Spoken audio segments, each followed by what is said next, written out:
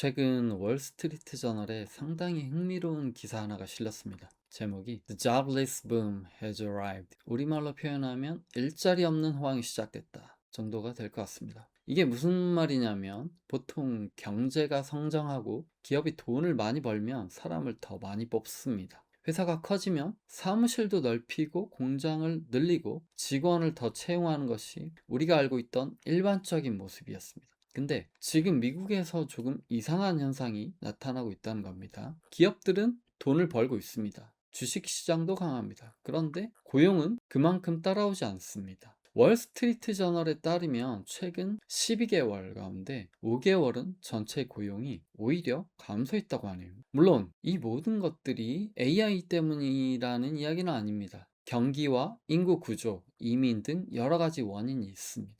근데 이 기사를 보면서 저는 조금 다른 생각을 해봤습니다. 만약 앞으로 회사가 성장해도 사람을 더 뽑지 않아도 된다면 어떻게 될까요? 예전에는 회사 매출이 2배가 뛰면 그 일을 처리할 사람도 더 많이 필요했습니다. 근데 AI를 이용해서 5명이 하던 일을 3명이 하고 3명이 하던 일을 1명이 할 수 있게 된다면 이야기가 달라지죠. 회사는 망하지 않았습니다. 오히려 성장했습니다. 산업도 사라지지 않았습니다. 직업도 그대로 있습니다. 그런데 내 자리는 사라질 수 있는 것입니다. 저는 이게 AI 때문에 어떤 직업이 사라진다라는 이야기보다는 훨씬 현실적으로 무서운 이야기가 될 수 있다고 생각합니다. 왜냐하면 저 역시 이 문제에서 자유롭지 못하기 때문이죠. 제가 하는 일이 AI에서 가장 먼저 대체될 것이라고 지목되어 온 직업 가운데 하나인 번역입니다. 통역이고요. 제가 지금 통역 번역 회사를 운영하고 있습니다. 그래서 AI가 발전하는 모습을 보면서 저 역시 계속 질문합니다.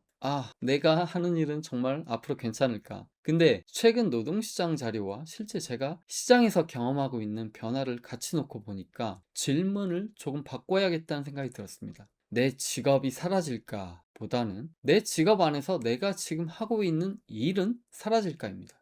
그래서 오늘은 미래에 어떤 직업이 사라질 것이라고 예언하는 것이 아니라 여러분이 지금 하고 있는 일을 직접 대입해 볼 수 있는 3가지 질문을 드려보고 싶어요. 한번 여러분의 직업을 넣어 보십시오. 첫 번째 질문입니다. 여러분이 하는 일 가운데 시키는 대로 처리하는 일이 얼마나 됩니까? 자료를 받으면 정리하고 회의가 끝나면 회의록을 만들고 문서를 받으면 번역하고 내용을 받으면 보고서를 작성하고 요구사항을 받으면 디자인하고 정해진 규칙에 따라 숫자를 입력하고 분석한다면 이런 일이 업무에서 차지하는 비중이 높다면 저는 상당히 긴장해야 된다고 생각합니다. 왜냐하면 AI가 가장 잘하는 일이기 때문입니다. 입력이 명확하고 결과물의 형태가 정해져 있고 일정한 규칙이 있는 일, 이런 일부터 AI가 빠르게 들어오고 있습니다. 제가 있는 번역업계에서는 이미 현실입니다. 예전에는 해외에서 이메일 하나가 와도 번역일 맡기는 경우가 많이 있었습니다. 예를 들면 100만 원, 200만 원 이렇게 결제를 선결제를 하고 후에 번역이든 통역이든 작업을 일정 기간 진행하는 그런 형식의 업무도 상당히 많이 있었고 지금은 그런 일 자체가 아예 없어졌죠. 간단한 제품 소개서나 회사 자료조차도 번역사가 직접 처리했습니다. 지금은 어떤가요? 이 정도는 대부분 회사에서 직접 AI에 넣어서 돌립니다. 당연합니다. 몇 초밖에 걸리지 않고 비용도 거의 0원에 가까우니까요. 그렇다면 번역이라는 직업이 사라졌나요? 아직까지는 그렇지 않습니다. 지금도 계약서가 들어오고 국제회의가 열립니다. 협상이 있고 법원이나 관공서에 제출해야 하는 문서도 있고 수십 개의 문서에서 전문 용어를 일관되게 처리해야 되는 프로젝트도 있습니다.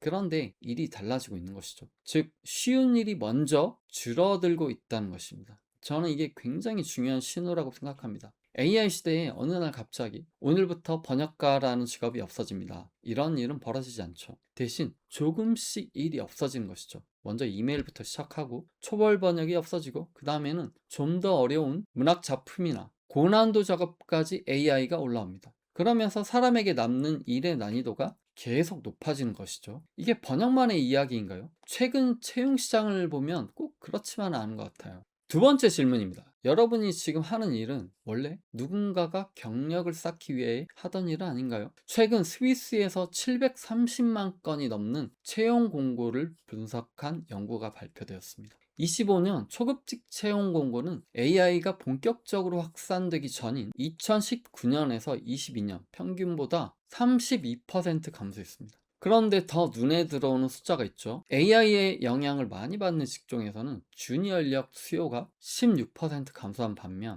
시니어 인력의 수요는 오히려 26% 증가했습니다. 마케팅, 행정, 금융, IT 같은 분야에서 이런 변화가 나타났다고 합니다. 이게 왜 중요한가요? 회사에 처음 들어간 사람에게 처음부터 중요한 판단을 맡기지 않습니다. 자료를 정리하고 회의록을 작성하고 간단한 보고서를 만들고 선배가 만든 결과물을 수정합니다. 번역사도 마찬가지죠. 처음부터 수백억짜리 계약서를 맡기지 않습니다. 상대적으로 쉬운 문서를 번역하면서 경험을 쌓고 실수도 하고 수정도 하고 그러면서 조금 어려운 프로젝트에 들어가는 것이죠. 쉬운 일이 그야말로 전문가가 되는 훈련장이었던 것입니다. 공교롭게도 AI가 가장 잘하는 일이 바로 이런 초급 업무입니다. 그러면 굉장히 이상한 문제가 생깁니다. 사다리는 그대로 있는데 맨 아래 단계부터 없어지는 것입니다. 근데 전문가는 계속 필요하죠. 그렇다면 그 전문가가 될 사람은 어디에서 경험을 쌓을까요? 국제노동기구 ILO가 발표한 최근 자료에 따르면 2025년 기준 전 세계 15세에서 24세 청년 실업자는 약 6,700만 명이라고 합니다.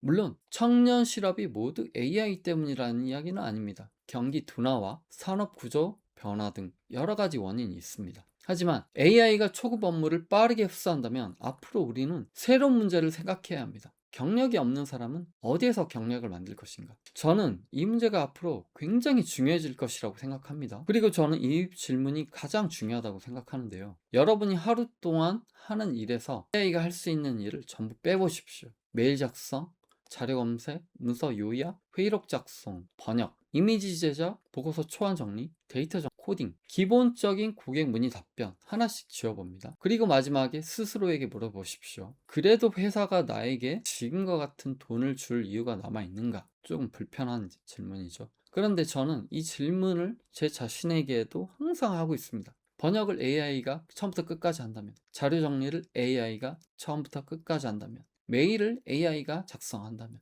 견적서와 문서 초안을 AI가 만든다면, 그걸 빼고 고객은 무엇 때문에 여전히 저를 찾게 될까요? 이 질문에 답할 수 있어야 앞으로 살아남을 수 있다고 생각합니다. 기업은 우리와 조금 다르게 계산하죠. 우리는 보통 이렇게 생각합니다. AI가 내 일의 30%밖에 못하는데 그러면 아직 70%가 남았으니까 괜찮다고 생각합니다. 그런데 회사의 계산법은 다릅니다. AI가 직원 한 명의 업무를 30%로 줄여준다면 회사는 이렇게 생각합니다. 3명이 하던 일을 2명이, 1명이 할 수 있지 않을까? 바로 여기에서 처음 말씀드렸던 월스트리트 저널의 Jobless Boom 이야기가 다시 연결됩니다. 회사가 성장한다고 반드시 고용도 같은 비율로 늘어나는 시대가 아닐 수 있는 겁니다. 그리고 이것이 현실화되면 우리가 두려워해야 할 것은 내 직업이 없어지는 것만 아닙니다. 회사는 있습니다. 산업도 있습니다. 내 직업도 있습니다. 심지어 회사 매출은 늘었습니다. 그런데 나를 뽑을 이유가 없어질 수 있습니다.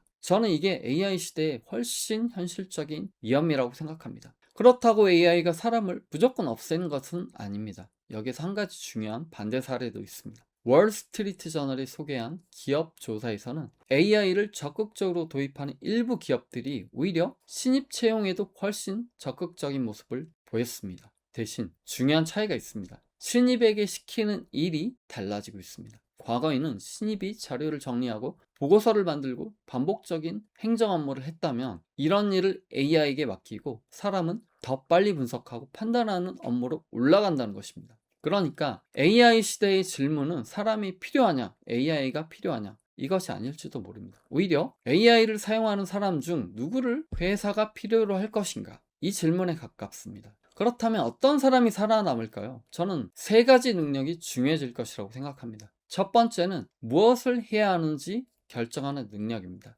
AI는 질문을 주면 굉장히 좋은 답을 만들어냅니다. 하지만 실제 사업에서 답보다 질문이 어려운 경우가 많다고 하죠. 고객이 정말 원하는 것은 무엇인지, 지금 우리가 해결해야 할 문제가 무엇인지, 어디에 돈을 쓰고 무엇을 포기해야 하는지, 이런 판단을 하는 사람입니다. 두 번째는 결과에 책임질 수 있는 사람입니다. 예를 들어 AI가 계약서를 번역했다고 해보겠습니다. 번역은 아주 자연스럽습니다. 그런데 중요한 조항 하나가 잘못됐습니다. 그리고 그 문장 때문에 회사가 큰 손해를 보았습니다. 그때 회사가 묻는 질문은 AI가 왜 틀렸습니까?가 아닙니다. 누가 검토했습니까? 입니다. AI가 아무리 발전해도 중요한 의사결정에는 결국 책임지는 사람이 필요합니다. 그래서 저는 AI가 발전할수록 역설적으로 진짜 전문가의 가격은 오히려 더 비싸질 수 있다고 생각합니다. 단순히 작업을 수행하는 사람이 아니라 AI의 결과까지 판단하고 책임질 수 있는 전문가 말입니다. 세 번째는 사람과 사람 사이의 문제를 해결하는 능력입니다.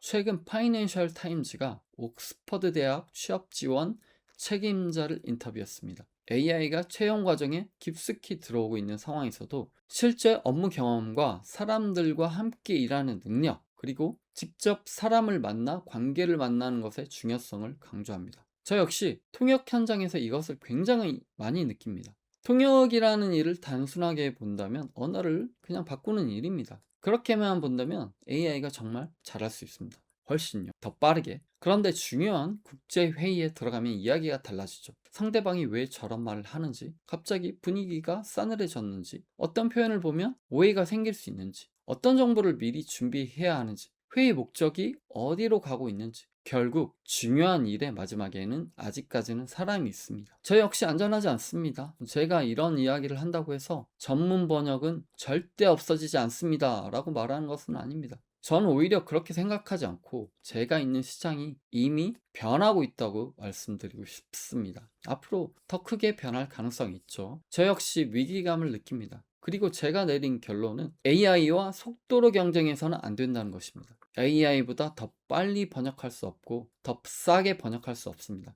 그렇다면 제가 하는 일은 달라져야 하죠. 고객이 무엇을 원하는지 이해하고 AI를 활용하고 결과를 검증하고 프로젝트 전체를 관리하고 문제가 발생하면 끝까지 책임을 지는 것. 결국 번역을 파는 사람에서 고객의 문제를 해결하는 사람으로 이동해야 합니다. 이것이 번역업계에만 해당하는 이야기는 아닐 것이라고 확신합니다. 마지막으로 자신의 직업에서 세 가지 질문을 던져보면 좋을 것 같습니다. 첫째, 내 업무에서 반복적이고 정형화된 일이 얼마나 되는가? 둘째, 내가 전문가가 되기까지 해왔던 초급 업무 가운데 AI가 대신할 수 있는 것은 얼마나 되는가? 그리고 마지막, AI가 할 수 있는 일을 전부 빼고도 사람들이 나에게 돈을 줄 이유가 남아있는가? 저는 마지막 질문이 가장 중요하다고 생각합니다. 만약 명확하게 답할 수 있다면 좋습니다. 그게 앞으로 여러분이 더 키워야 할 경쟁력일 것입니다. 그런데 아무리 생각해도 답이 떠오르지 않는다면 저는 조금 서둘러야 한다고 생각합니다.